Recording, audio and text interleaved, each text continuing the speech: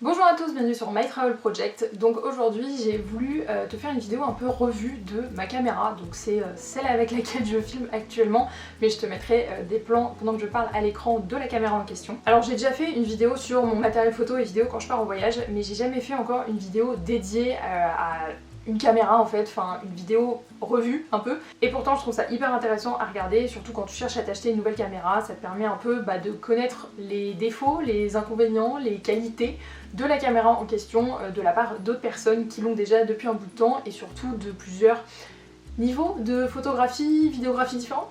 Donc ma caméra c'est le Canon EOS M100 et ça va faire 2 ans en janvier que j'ai cette caméra, donc je pense que j'ai un peu de recul derrière moi pour en parler. Du coup aujourd'hui je vais te parler de mon avis sur cette caméra après presque 2 ans d'utilisation, de ses points positifs et de ses points négatifs selon moi. Alors je tiens quand même à préciser qu'en termes de niveau de photographie, vidéographie, donc ça fait quand même pas mal d'années que je fais des vidéos, ça fait depuis 2014 que j'ai mon blog, mais je ne peux pas dire que j'ai un niveau très avancé en photo et en vidéo. Oui, j'aime prendre des belles photos, oui, j'aime faire des beaux montages, mais à côté de ça, j'ai jamais suivi de cours de photographie, je me suis jamais intéressée plus que ça à tout ce qui était réglage. Je m'y connais vite fait, mais voilà, je suis pas experte. Donc disons que cette revue de caméra est de la part de quelqu'un avec un niveau, je vais dire, amateur intermédiaire.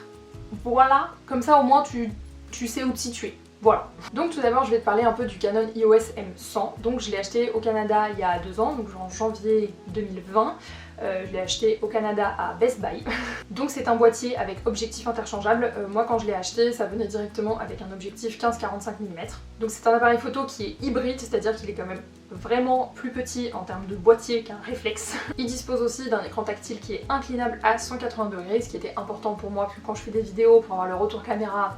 C'est quand même plus facile.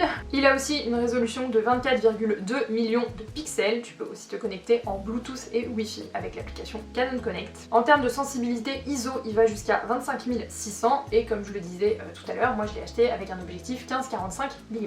Alors tout d'abord je vais te parler des points positifs et surtout pourquoi moi je l'ai acheté en premier lieu. Donc le Canon EOS M100 fait partie de la gamme Canon des EOS M et à ce que je sache c'est l'entrée de gamme de toute cette gamme.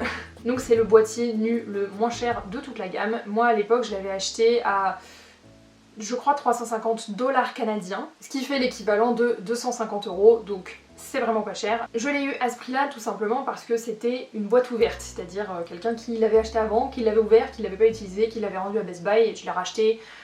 C'est de l'équivalent de seconde main, mais genre pas trop seconde main parce qu'il n'a pas été utilisé avant, mais bref, c'est pour ça que le prix était moins cher. Donc je l'ai acheté à l'époque parce qu'il répondait à 2 critères pour moi. Tout d'abord le prix, j'avais pas non plus des milliers et des cents à mettre dans un appareil photo, je voulais quand même quelque chose de qualité, mais je ne pouvais pas me permettre de mettre 700, 800, 900 balles dans un appareil photo. Même si j'aurais bien aimé parce que j'aurais une qualité d'image, je ne te raconte pas, mais bref. Et la deuxième raison, c'est que après avoir eu des appareils photo, des caméras avec l'objectif qui sort et qui rentre dans le boîtier à chaque fois que tu l'allumes et que tu l'éteins, et après avoir eu quelques petits problèmes avec, comprendre ici j'ai cassé l'objectif, je me suis dit que le mieux c'était de passer à un boîtier avec objectif interchangeable. Parce que si par malheur je casse l'objectif, ce qui n'est pas du tout le but de la manœuvre, t'as toujours le boîtier. L'avantage aussi que je voyais à avoir un boîtier nu, donc avec objectif interchangeable, c'était justement de pouvoir jouer sur différents zooms ou différentes qualités d'objectifs, différentes fonctionnalités d'objectifs. Pour l'instant, je n'ai toujours que cet objectif-là, mais je suis en train de regarder pour un autre. Mais c'est un autre sujet, ce n'est pas le sujet de cette vidéo. Le premier point positif que j'ai trouvé quand j'ai acheté cet appareil photo, c'est que le boîtier est vraiment compact. Donc c'est un appareil photo hybride, forcément ça aide, mais comme il est compact, il est pas trop lourd, il est facile à transporter, il est pas trop encombrant, et surtout, même si bon, il est quand même un peu gros, hein, ça reste un appareil photo, c'est quand même plus discret qu'un gros réflexe. Du coup c'est quand même un peu moins voyant, et c'est quand même ce que je cherchais, parce que je voulais en fait m'acheter un appareil photo avec lequel je puisse voyager sans que ça pèse trop lourd tout simplement, et sans trop attirer l'œil. Après forcément t'as une caméra quand t'es en voyage, je pense que t'attires nécessairement l'œil, mais je me suis dit qu'en prenant un appareil photo de ce type, c'est-à-dire un hybride avec un boîtier un peu compact, ça allait peut-être être moins voyant qu'un gros réflexe comme je le disais tout à l'heure. Un autre point positif que j'ai vu, c'est que l'objectif qui était fourni avec le Canon EOS M100 quand je l'ai acheté, donc l'objectif 15-45, est selon moi idéal pour commencer quand tu cherches à t'acheter un boîtier avec objectif interchangeable. Donc avec cet objectif 15-45 mm, tu peux zoomer, ça reste un zoom assez basique, tu vas clairement pas faire de la photographie animalière avec. Par contre je trouve que quand tu zoomes avec, tu conserves quand même une très belle qualité d'image, que ça soit en photo ou en vidéo. Aussi si tu décides de shooter en 45 mm, ça fait un très beau flou d'arrière-plan et assez facilement, je trouve que ça donne du coup une super image à chaque fois, que ça soit encore une fois en photo ou en vidéo. Et donc ça j'étais quand même plutôt contente quand je l'ai eu et que j'ai découvert ça, tout simplement parce que je n'y connaissais rien du tout en objectif quand j'ai acheté ce boîtier et l'objectif qui venait avec du coup. Et c'était un peu une de mes craintes. Bon, j'avais regardé en ligne les avis avant et il n'y avait rien qui allait dans ce sens là, mais quand même j'avais un peu peur que le zoom en fait ne soit pas si bon que ça et que du coup ça détériore un peu la qualité. Ce n'est pas le cas, donc c'est plutôt cool. Et je trouve que en fait, c'est un bon objectif pour commencer parce qu'il est très simple en fait. 15-45, t'as pas 14 bagues dessus, littéralement t'en as une et c'est pour faire un zoom. Mais ça te permet de commencer à jouer avec cette bague là et de vraiment voir quelles sont les différentes possibilités, ce que tu peux faire aussi avec l'autofocus. C'est justement mon prochain point, l'autofocus, je trouve qu'il marche très bien. C'était aussi un peu une de mes craintes, c'est que l'autofocus mette un peu de temps à se déclencher, que dès que je suis en train de filmer, il mette un peu de temps, que du coup j'ai des plans qui sont un peu flous. C'est pas le cas, il faut quand même faire quelques réglages au début pour l'autofocus, mais quand t'es en vidéo c'est quand même la vie l'autofocus. Mais à partir du moment où tu regardes la première fois, que tu t'intéresses au réglage de la caméra, l'autofocus marche très très bien. Et ça pour le coup j'en suis vraiment satisfaite, c'est vraiment un point aussi auquel je m'intéressais, parce que donc ma dernière caméra qui était un Lumix, je me souviens plus de la référence, je le mettrai dans l'écran, franchement l'autofocus il mettait parfois plusieurs secondes à se mettre en place tout simplement. Et plusieurs secondes quand tu filmes, c'est long.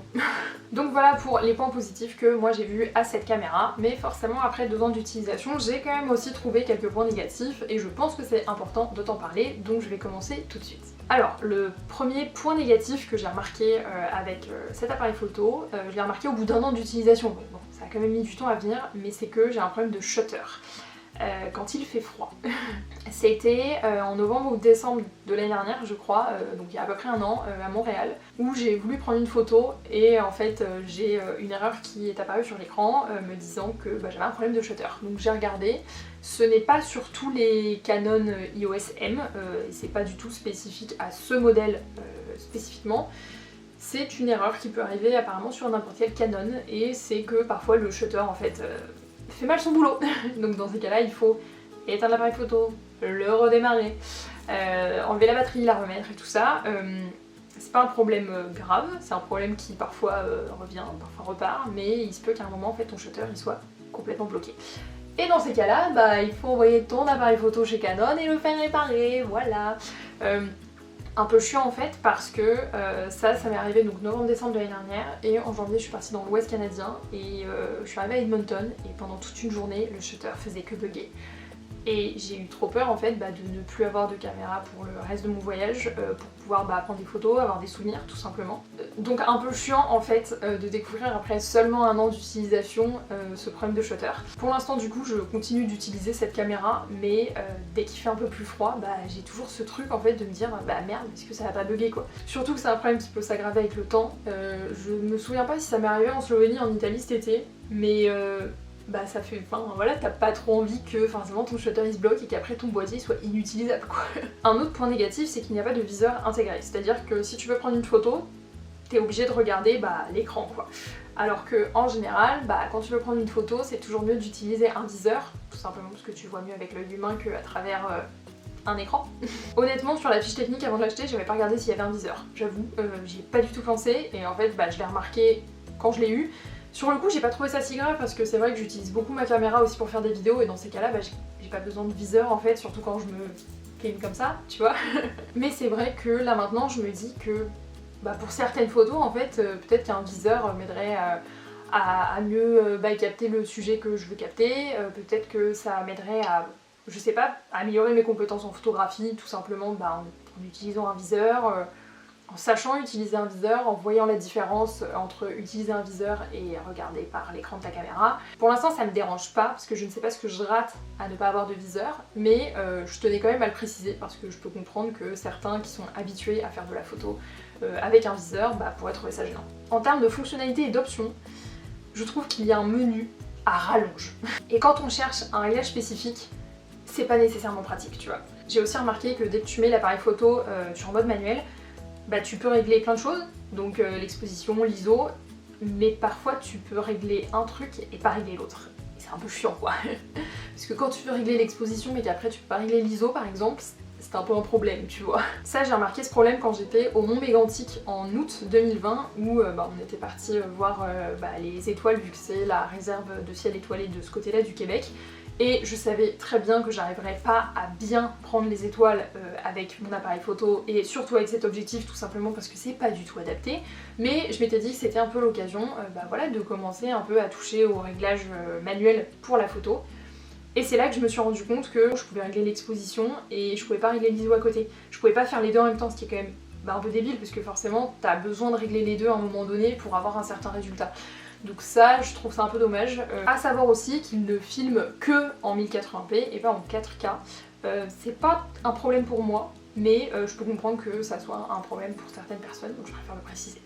Aussi, si tu achètes ce boîtier avec l'objectif 15-45 qui est intégré, on fait vite le tour de ce qu'on peut faire avec cet objectif. Donc c'est bien parce que c'est un objectif basique si tu veux prendre des photos on va dire assez classiques sans pousser les compétences en photographie très loin. Mais je trouve qu'on fait vite le tour de ce qu'on peut faire avec cet objectif. Du coup je suis en train de me chercher un nouvel objectif, non pas pour remplacer celui-ci mais pour être un peu complémentaire à celui-ci. Donc si tu as des recommandations d'objectifs Canon s'il vous plaît, n'hésite pas à me les mettre dans les commentaires. Et enfin pour le dernier point négatif, mais c'est vraiment pour rechigner, la carte SD n'est pas nécessairement accessible le plus facilement du monde vu que tu es toujours obligé de soulever ton écran pour aller chercher ta carte SD. C'est vraiment pour rechigner, ok ? Mais bon.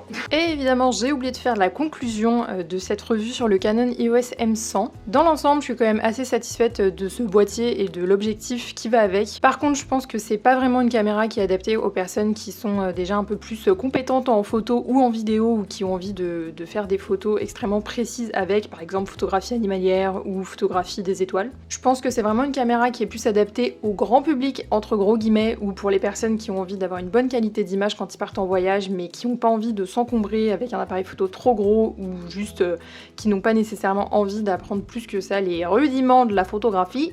Donc je pense que c'est vraiment une bonne caméra on va dire pour débutants et moi j'en suis quand même globalement satisfaite. Donc voilà, c'est tout pour cette vidéo revue sur le Canon EOS M100. J'espère que ça t'aura plu, j'espère que ça aura pu te donner certaines informations si justement c'était un appareil photo que tu étais en train de regarder potentiellement. En tout cas, même s'il y a des points négatifs, je trouve que pour commencer la photographie, la vidéo, voilà, pour commencer un peu à toucher à tout ce qui est réglage manuel, c'est vraiment un bon appareil photo. En tout cas, moi j'en suis très satisfaite et je vais continuer à l'utiliser, même si j'aimerais quand même avoir un autre objectif pour voir ce que je peux faire d'autre avec tout simplement. Je pense que c'est vraiment un boîtier qui est léger, qui est compact, avec une bonne prise en main et pour commencer c'est vraiment idéal, en tout cas avec le niveau que moi j'ai, je pense que c'est vraiment bien. D'ailleurs toi, n'hésite pas à me dire en commentaire si t'as un appareil photo et surtout quel modèle c'est et pourquoi tu l'apprécies. En tout cas, j'espère que ça t'aura plu et nous on se retrouve bientôt dans une prochaine vidéo.